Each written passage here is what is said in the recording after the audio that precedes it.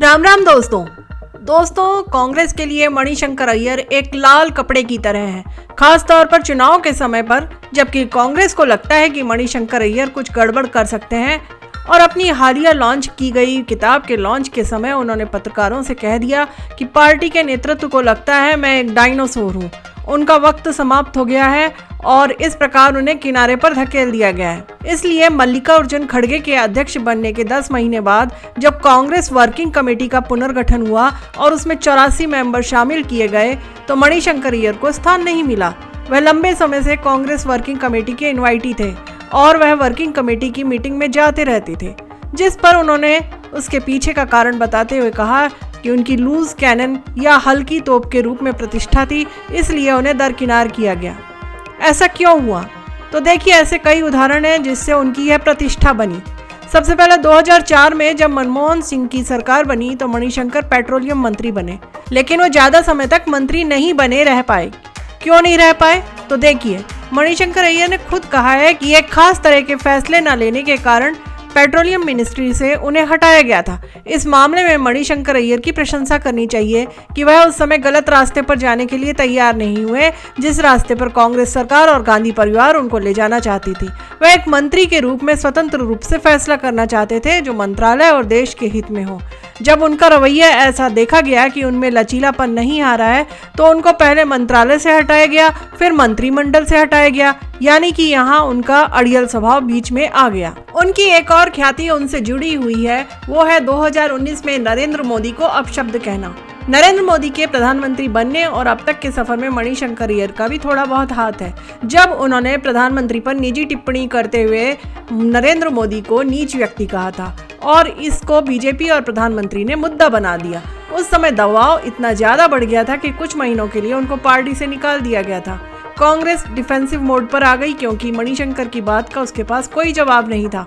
उसे मजबूरन मणिशंकर के खिलाफ एक्शन लेना पड़ा और इस मुद्दे पर बीजेपी को वोट भी मिले, इसमें कोई शक नहीं। अब आते हैं हाल के मुद्दे पर। 2024 के चुनाव करीब हैं और कांग्रेस की मणि फिर से चमकने लगी है। अब वो कांग्रेस को कितना नुकसान पहुंचाएंगे यह पता नहीं। हालांकि वो इस इरादे से नहीं बोलते कि वे कांग्रेस को नुकसान पहुंचाए, लेकिन वह बोलते हैं अपने हिसाब से, यह सोचकर कि मैं जो बोल रहा हूँ सही है। तो उन्होंने अपनी किताब की लॉन्चिंग के मौके पर एक बात बोल दी कि कांग्रेस के भीतर हमेशा सॉफ्ट हिंदुत्व की विचारधारा रही है और वो अब फिर शुरू हो गई है, क्योंकि व्यावहारिक रूप से चुनावों में धर्मनिरपेक्ष कट्टरपंथी लाइन अपनाने में समस्याएं हैं।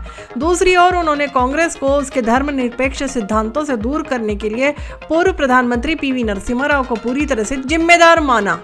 उन्होंने कहा यह नरसिम्हा राव की वजह से था कि कांग्रेस ने महात्मा गांधी और जवाहरलाल नेहरू जैसे धर्मनिरपेक्षता में अपनी मजबूत पकड़ से खुद को अलग करना शुरू कर दिया। इसी के साथ उन्होंने अपना पाकिस्तान प्रेम जाहिर करते हुए कहा, पाकिस्तान के लोग भारत के लोगों से नफरत नहीं करते हैं।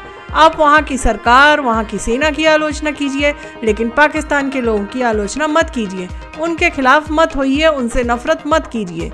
पाकिस्तान से प्रेम दिखाने वाले लोगों का एक बड़ा समूह है जो लगातार यह बात चलाता है कि पाकिस्तान से बातचीत होनी चाहिए, पाकिस्तान से संबंध सुधारने चाहिए, लेकिन इनमें से यह कोई नहीं बोलता कि आतंकवाद ने कितना बड़ा नुकसान किया है इस देश का और इसके लिए सिर्फ और सिर्फ पाकिस्तान जिम्मेदार है। और पाकिस्तान की इस जिम्मेदारी के लिए उसके देश की जनता ने उसके हुक्मरानों को कोई सबक नहीं सिखाया है।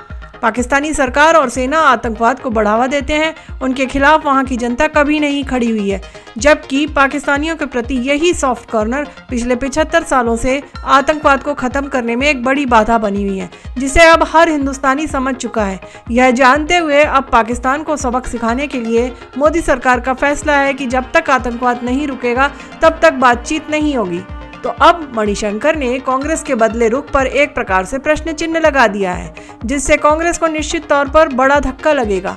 उन्होंने मैदान में आते ही एक के बाद एक रन जड़ने शुरू कर दिए हैं, जिसके लिए एक और कांग्रेस अपना पल्ला झाड़ती हुई दिख रही है। तो बीजेपी खुश है, आखिर उनका एक मददगार फिर से मैदान में आ गया है और वह भी चुनाव के समय में। तो दोस्तों, मैं लेती हूँ विराम और आपको कहती हूँ राम राम। इसी के साथ इस वीडियो को शेयर कीजिए, मेरे चैनल को सब्सक्राइब कीजिए और बेल आइकन बटन दबाना मत भूलिएगा।